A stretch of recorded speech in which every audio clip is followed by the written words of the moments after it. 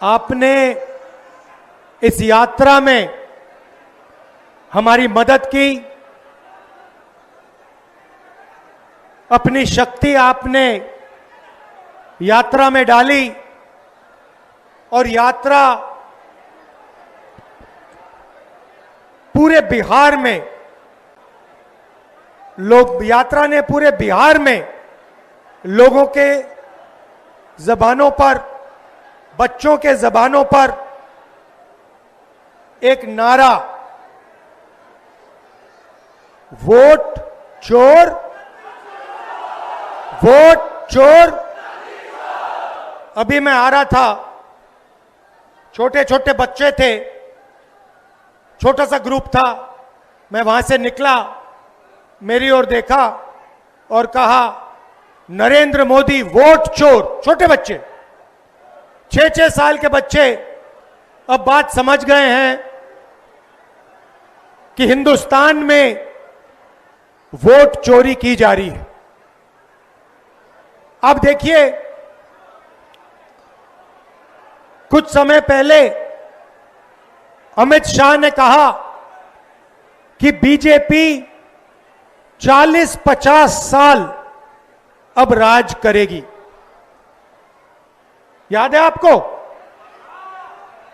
अब राजनीति में कल क्या होगा किसी को नहीं मालूम, मगर अमित शाह को 40 साल की राजनीति मालूम है। कैसे? वोट चोर। इलेक्शन आता है, ओपिनियन पोल आते हैं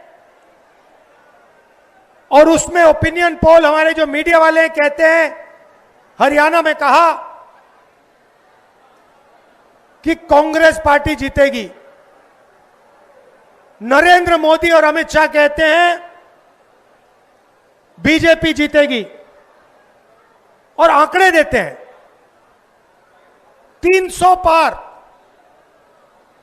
2014 में, 2019 में ओपिनियन पोल कुछ और कह रहे थे। नरेंद्र मोदी जी 2019 के चुनाव के बाद रिजल्ट आने से पहले प्रेस कॉन्फ्रेंस करते हैं, कहते हैं 300 सीटें आएंगी। हिंदुस्तान के सारे पोलस्टर कुछ और कह रहे हैं, ओपिनियन पोल कुछ और कह रहे हैं। नरेंद्र मोदी कहता है 300 सीट आएंगी। कितनी आई? 300 आई। क्यों? वोट चोर। भाइयों और बहनों, सच्चाई है कि ये पहले गुजरात में शुरू हुआ। ये 2014 से पहले गुजरात में शुरू हुआ और 2014 में नेशनल लेवल पे ये लोग इसको लाए। गुजरात मॉडल आर्थिक मॉडल नहीं है, गुजरात मॉडल वोट चोरी करने का मॉडल है।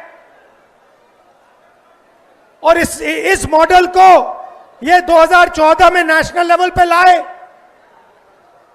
आप देखिए, मध्य प्रदेश का चुनाव चोरी किया, हरियाणा का किया, महाराष्ट्र का किया।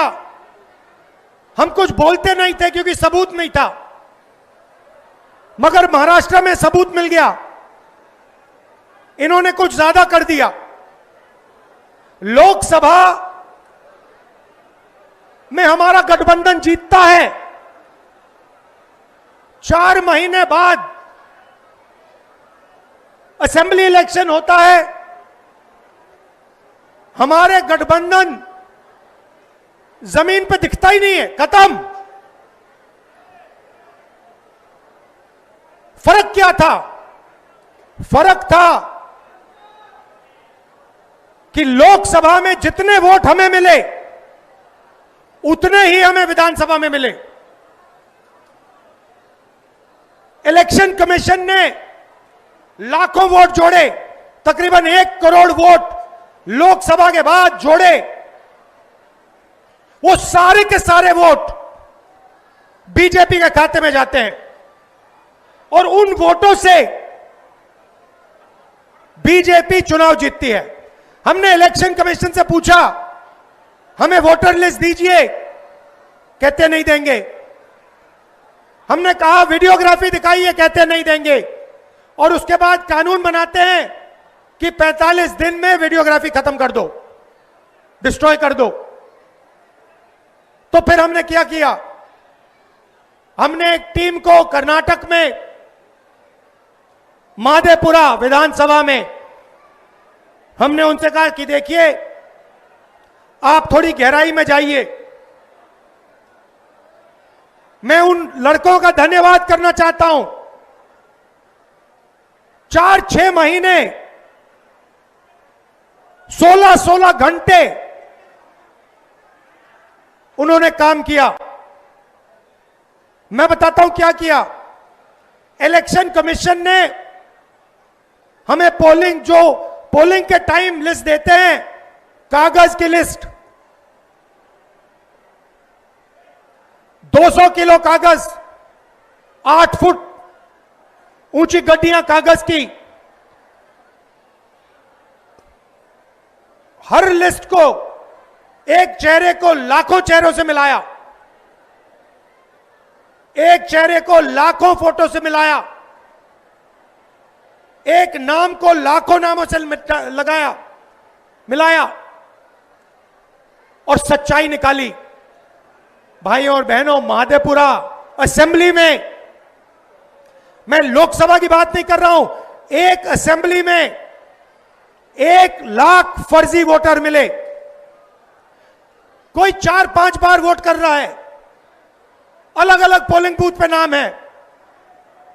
एक घर में 70-80 लोग हैं, एक बेडरूम का घर है। हमने लोग वहां भेजे, वहां पे 4 लोग रहते हैं। हमने पूछा, भैया ये 70 लोग कौन है? ऐसे कोई नहीं है यहां पे।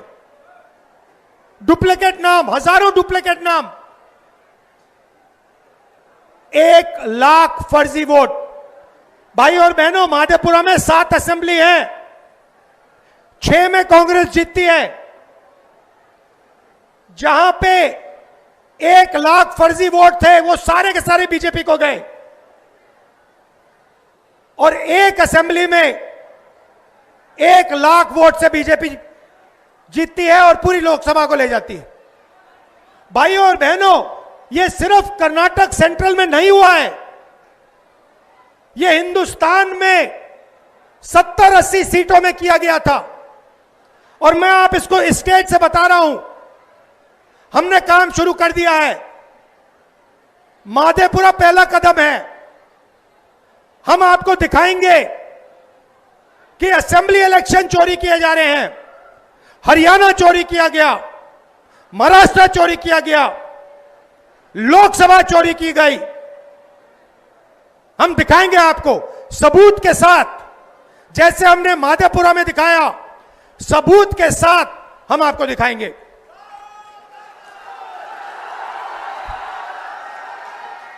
और ये वोट चोरी क्यों की जा रही है? आप देखिए, ये संविधान जो है, ये अंबेडकर जी का संविधान है। ये अंबेडकर जी का संविधान है, ये हमारे लिए पवित्र किताब है।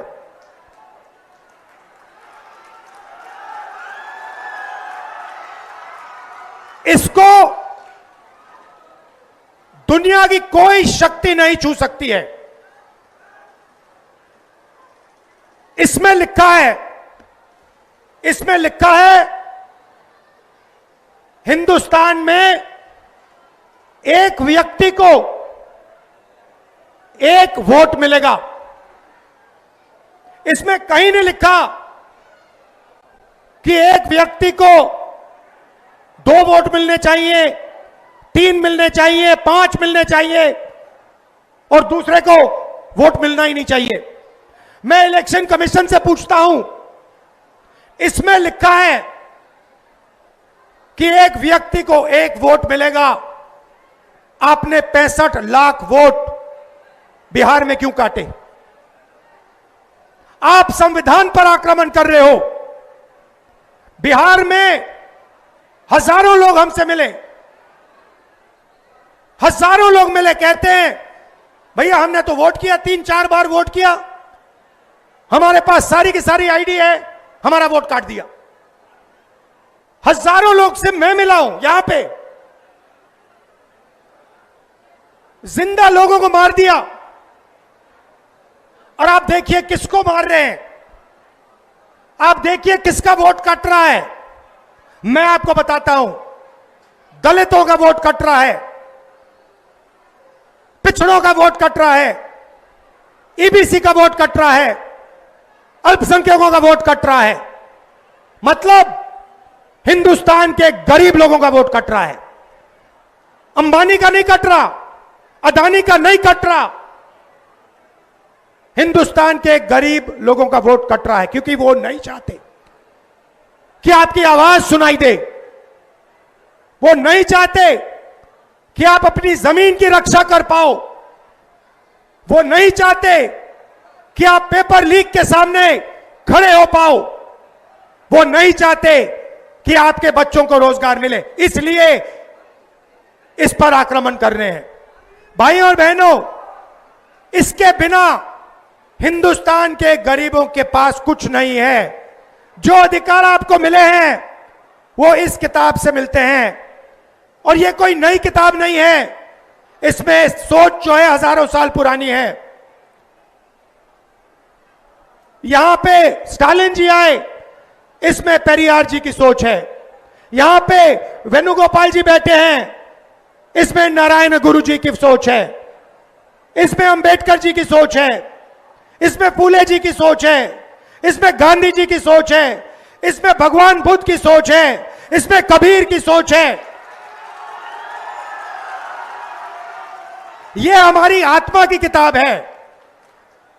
और मैं बता रहा हूं, अगर वोट चोरों ने यह सोच रखा है कि ये भारत माता की आत्मा को चोट पहुंचाएंगे, तो ये इस देश को, इस देश के जनता को, इस देश के युवाओं को नहीं समझे हैं।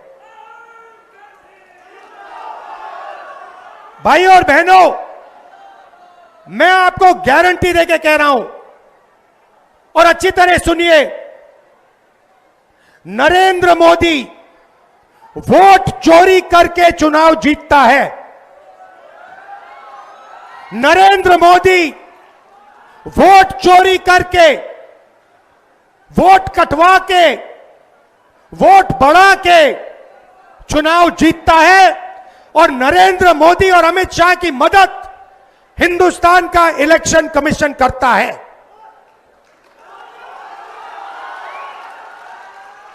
और सुनिए, 2023 में जब हमें बात समझ आनी शुरू हुई, जब हमें सबूत मिलना शुरू हुआ, एक नया कानून आता है। लोकसभा में, राज्यसभा में चुप्पे चुप्पे एक नया कानून आता है, पास हो जाता है, किसी को नहीं पता, दिन में पास किया जाता है। पता है क्या कानून था? कानून था कि कुछ भी हो जाए, इलेक्शन कमिश्नर कुछ भी कर दे, उनके खिलाफ कानूनी कार्रवाई नहीं की जा सकती। अब आप मुझे बताओ, ऐसे कानून की क्या जरूरत? अगर ईमानदारी से इलेक्शन कमिश्नर काम कर रहा है, तो ऐसे कानून की क्या जरूरत? भाइयों और बहनों, किसान को पीटकर जेल में डाल देते हैं, मजदूर को 2 जूते मारकर जेल में डाल देते हैं, युवा पेपर लीक के बारे में धरना देता है, लाठीचार्ज होता है, अंदर कर देते हैं, एफआईआर लग जाते हैं। मगर हिंदुस्तान के इलेक्शन कमिश्नर के खिलाफ कोई एफआईआर नहीं कर सकता है, कोई कानून नहीं एक्शन ले सकता है। क्यों? इसका एक ही कारण है, ये लोग नरेंद्र मोदी की वोट चोरी में मदद कर रहे हैं। और वोट चोरी हिंदुस्तान के ईबीसी, दलित, ओबीसी, अल्पसंख्यक, और गरीब जनरल कास्ट के खिलाफ आक्रमण है। यह आपको खत्म करने का तरीका है। ये यहां नहीं रुकेंगे। आप ये मत सोचो कि भैया वोट ले लिया तो क्या हुआ। इसके बाद राशन कार्ड जाएगा, उसके बाद जमीन जाएगी, और जो आजादी से पहले समय था जहां आपका अपमान किया जाता था, आपको कोई अपॉर्चुनिटी नहीं मिलती थी, आपको शिक्षा नहीं दी जाती थी, आपके माता पिता, उनसे पूछिए आजादी से पहले क्या होता था। जो राजा चाहता था कर लेता था, जो भी मन में आता था वो कर लेता था। जमीन अच्छी लगी जमीन ले लेता था।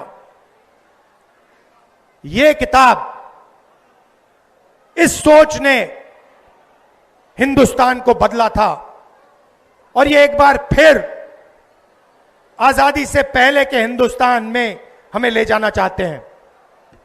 भाई और बहनों, दो चीजें मैंने नरेंद्र मोदी के सामने मुंह पे बोल दी हैं, और मैं गारंटी देके आपको कह रहा हूं, यह जो 50% की रिजर्वेशन की दीवार है, इसको कांग्रेस पार्टी लोकसभा में चूरा चूरा तोड़ के फेंक देगी।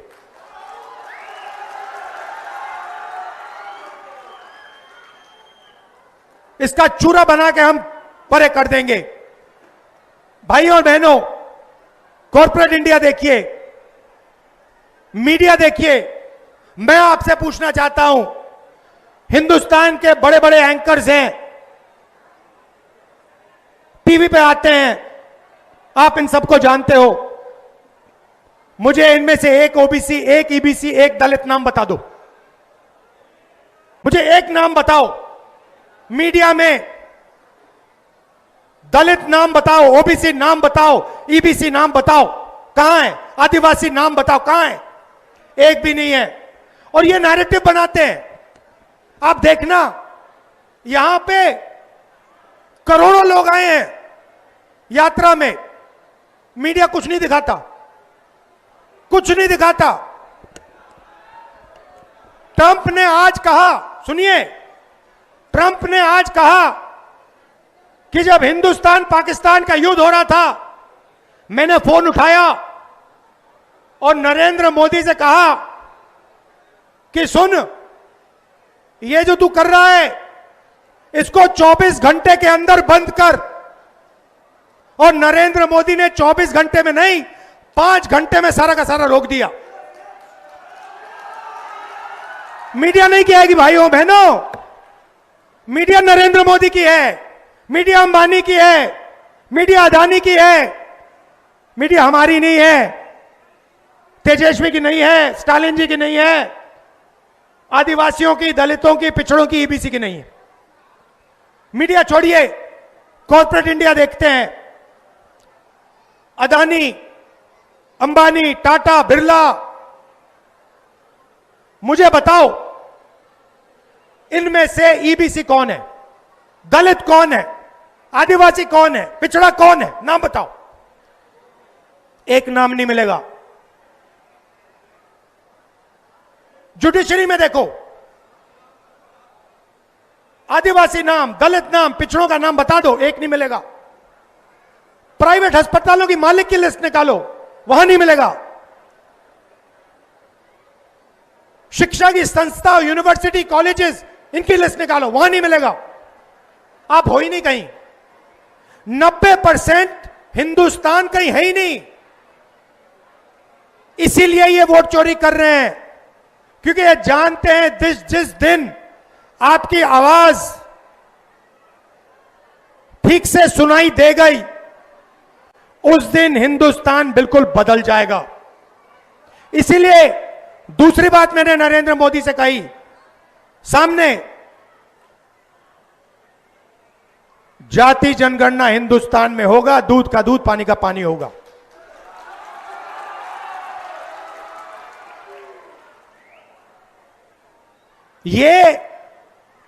ये जो प्रदेश है, ये क्रांति का प्रदेश है। अंग्रेजों को बिहार ने ही हराया था। चंपारण में बात शुरू हुई थी, वैसे ही ये जो वोट चोरी की जो आग है ये बिहार में फैल गई है और अब बिहार से पूरे हिंदुस्तान में फैलेगी। आप देखना क्या होता है, क्योंकि पिछले 10 साल से पूरे हिंदुस्तान का बेवकूफ बनाया जा रहा है और हम सबूत के साथ आने वाले समय में आपको दिखा देंगे। जैसे माधेपुरा में दिखाया वैसे आपको हम दिखाएंगे कि पिछले 10 साल नरेंद्र मोदी, अमित शाह और इलेक्शन कमीशन वोट चोरी कर रहे हैं और आपकी आवाज, आपके दिल की आवाज को दबा रहे हैं। आप सब आए, आपने यात्रा की मदद की, आपने हम सब की मदद की। दिल से मैं आपका धन्यवाद करता हूं। आपके बिना, आपकी शक्ति के बिना यह यात्रा शुरू भी नहीं होती। यह यात्रा हमारी नहीं है। आप यह मत सोचो कि यात्रा तेजस्वी जी, भट्टाचार्य जी, साहनी जी, राहुल गांधी हम कर रहे हैं। नहीं, यात्रा आपकी है, आपकी आवाज है यात्रा में। हम आपकी आवाज के साथ खड़े हैं, मगर शक्ति आप में है, ज्ञान आप में है और आप में देश को बदलने की ताकत है।